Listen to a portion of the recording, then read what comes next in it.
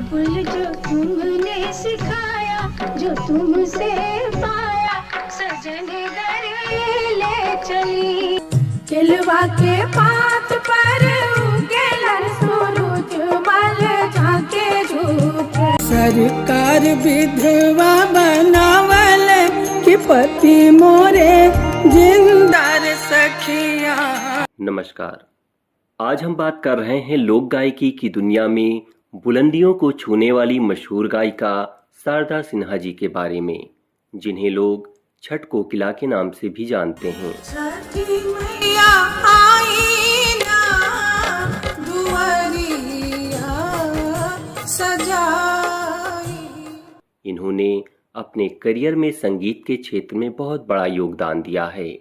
आइए जानते हैं बिहार की इस महान बेटी शारदा सिन्हा जी की गायकी के उस सफ़र को, जिसका परचम एक संभ्रांत घर की बहू बनने के बाद देश तो क्या विदेशों तक छा गया। इनकी इस लोकप्रियता को देखते हुए कैसे उन्हें हिंदी सिनेमा के ऑफर आने लगे, कैसे उन्हें राजनीति के ऑफर आने लगे, क्यों उन्होंने राजनीति के ऑफर को ठुकरा दिया और क्यों उन्हें बॉलीवुड में वह स्थान नहीं मिला जिसको वह डिजर्व करती थीं। जिस तरह स्वर कोकिला के बारे में पूरी दुनिया जानती है, ठीक इसी तरह छठ कोकिला का नाम भी देश के कोने कोने में चर्चित है। वह गायिका जिन्होंने अपनी मीठी आवाज़ से छठ के गाने हर भाषी लोगों के जुबान पर चढ़ा दिए, जिन्होंने अपने करियर में एक से एक हिट गाने दिए, देश के सर्वोच्च सम्मान से नवाजी गईं, तो ढेरों फैंस को भी लोक गायकी के लिए प्रेरित किया।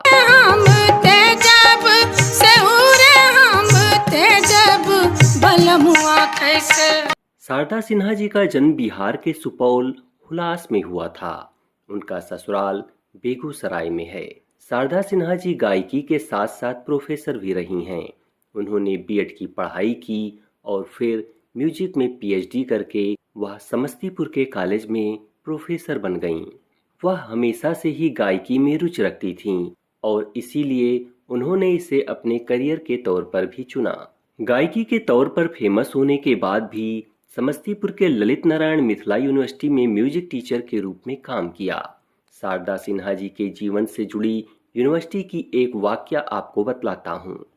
इस यूनिवर्सिटी में बतौर अध्यापिका अपना कार्यकाल पूर्ण करने के बाद साल 2017 में जब शारदा जी इस यूनिवर्सिटी से रिटायर हुईं, तब न जाने कैसे यूनिवर्सिटी एडमिनिस्ट्रेशन ने उनके अपॉइंटमेंट को ही इलीगल करार दे दिया और उनके पेंशन को रोक दिया, जिसकी वजह से उन्होंने कोर्ट में पिटीशन डाला, जिसके 5 साल बाद पटना हाई कोर्ट ने उनकी नियुक्ति को सही करार देते हुए उनके पेंशन को तुरंत रिलीज करने का आदेश दिया। शारदा सिन्हा जी के पेरेंट्स और फैमिली के साथ साथ उनके करियर में ससुराल वालों ने भी बहुत महत्वपूर्ण योगदान निभाया है। वैसे तो शारदा सिन्हा के परिवार में 30-35 सालों तक किसी बेटी का जन्म ही नहीं हुआ था। शारदा जी का जन्म भी बहुत मन्नतों के बाद हुआ। शारदा सिन्हा के हुनर की पहचान उनके पिता ने की और फिर बेटी को संगीत सिखाने का फैसला लिया। जब 8 भाइयों की इकलौती बहन शारदा सिन्हा जी शादी करके ससुराल आईं, तो बड़ी बहू होने के नाते सास ने उन्हें छठ के एक एक रीति रिवाज और नियम कायदे सिखाए। वह छठ की हर बारीकी को समझने लगीं और खुद भी इन रिवाजों को निभाने लगीं। इसी के साथ वह लोकगीत गानों में भी निपुण होती गईं। जब इनकी सास गाने से नाराज हो गई थीं, तो इनके पति ने इनका बहुत सपोर्ट किया और पूरे परिवार वालों को पत्नी के लिए मनाया। शारदा जी की सास का कहना था कि घर में भजन गाने तक तो ठीक है, लेकिन ऐसे बाहर गाना बजाना ठीक नहीं। ससुराल में कभी भी कोई बहू घर से बाहर इस तरह नहीं गाती थी। मगर इस वक्त पति के साथ साथ शारदा सिन्हा जी के ससुर ने भी उन्हें सपोर्ट किया, क्योंकि उन्हें बहू की मीठी आवाज में भजन कीर्तन सुनना खूब पसंद था। आगे चलकर उन्होंने बहू को बाहर गाने की इजाज़त दे दी और फिर क्या, उन्होंने भोजपुरी, मैथिली, मगही से लेकर के हिंदी में खूब गाने गाए। वह पहला मौका था जब इस तरह के विवाह व त्योहारों के गाने मार्केट में खूब धूम मचा रहे थे। बाबुल का घर छोड़ना, जलवा के पात पर उगेलन सूरज मल झाके झुके, टिकवा भेल अपना झुमकवा भेल सपना, झुमकवा भेल सपना। तमाम सुपरहिट गाने गाने वाली शारदा सिन्हा जी को पहली बार बॉलीवुड में गाना गाने का मौका दिया राजश्री प्रोडक्शन ने। खुद ताराचंद बड़जात्या ने उन्हें मिलने के लिए बुलाया था और उनके कहने पर उन्होंने मैंने प्यार किया का कहे तो से सजना गीत गाया, जो कि सुपरहिट रहा। कहे तो से सजना, ये तोहरी सजनिया।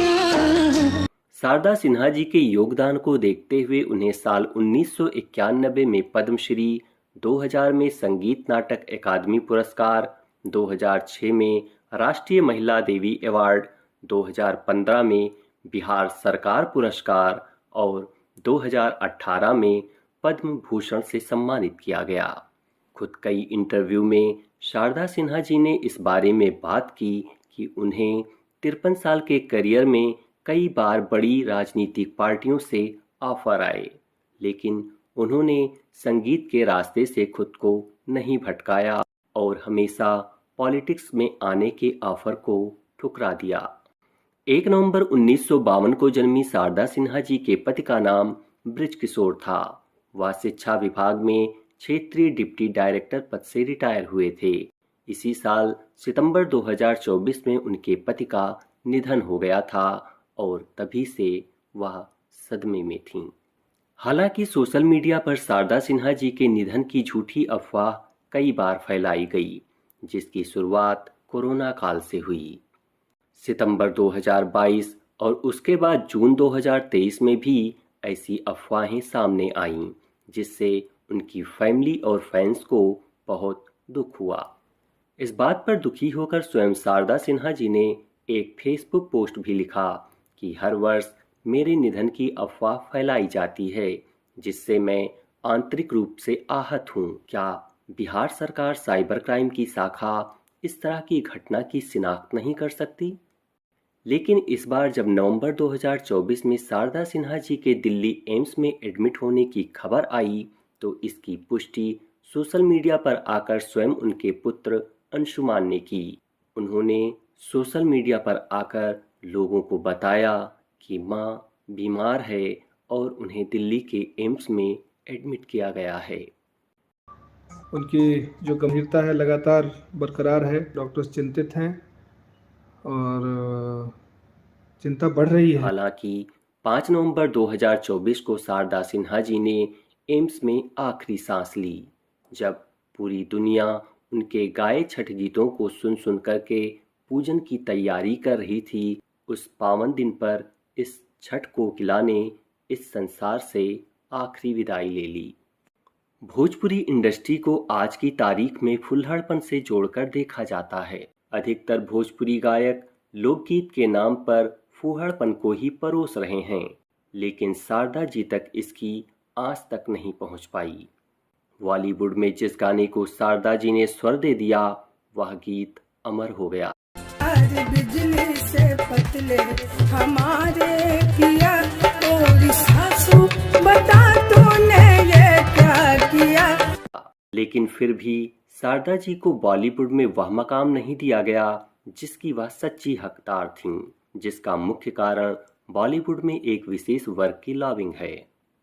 इसके अतिरिक्त शारदा सिन्हा जी को बॉलीवुड के लिए जो गाने ऑफर किए गए वह अश्लीलता और फूहड़ वाले थे।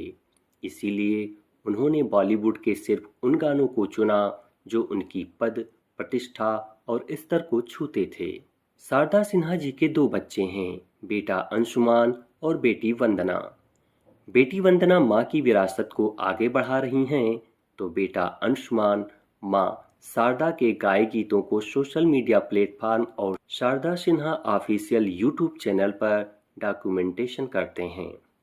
शारदा सिन्हा जी की नेटवर्थ की बात करें तो रिपोर्ट्स के मुताबिक 25 से 42 करोड़ रुपए के बीच उनकी कुल संपत्ति है, जो कि अब उनके दोनों बच्चे यानी कि वंदना और अंशुमान के नाम से हैं। शारदा सिन्हा जी ने अपने करियर में टी सीरीज, HMB और टिप्स द्वारा जारी 9 एल्बमों में 62 छठ गीत गाए हैं। इसके अलावा तमाम शादी गीत और पारंपरिक गीतों को आवाज़ दी। इन्होंने अपने करियर में कई बॉलीवुड गाने गाए। शारदा सिन्हा जी की सदाबहार गीतों में उगे हैं सूरजदेव, तार बिजली से पतले हमारे पिया, बाबुल जो तुमने सिखाया, कहे तो से सजना आदि कई सुपरहिट गीत शामिल हैं। पहिले पहिले हम तो यह थी शारदा सिन्हा जी के जीवन से जुड़ी कुछ महत्वपूर्ण जानकारी। उम्मीद करता हूँ कि आपको यह जानकारी जरूर अच्छी लगी होगी। अगर हाँ तो वीडियो को लाइक करिए, अधिक से अधिक लोगों को शेयर करिए और चैनल को सब्सक्राइब जरूर कर लीजिए। पनिया के जहाज से पलटनिया बनी आई पिया। और कमेंट में यह जरूर बताएं कि आपको शारदा जी के गाए कौन से गीत सबसे ज़्यादा पसंद हैं। शीघ्र मिलेंगे एक नई वीडियो में कुछ नई जानकारी के साथ। तब तक मैं विवेक कुमार श्रीवास्तव आपसे विदा चाहूँगा। धन्यवाद।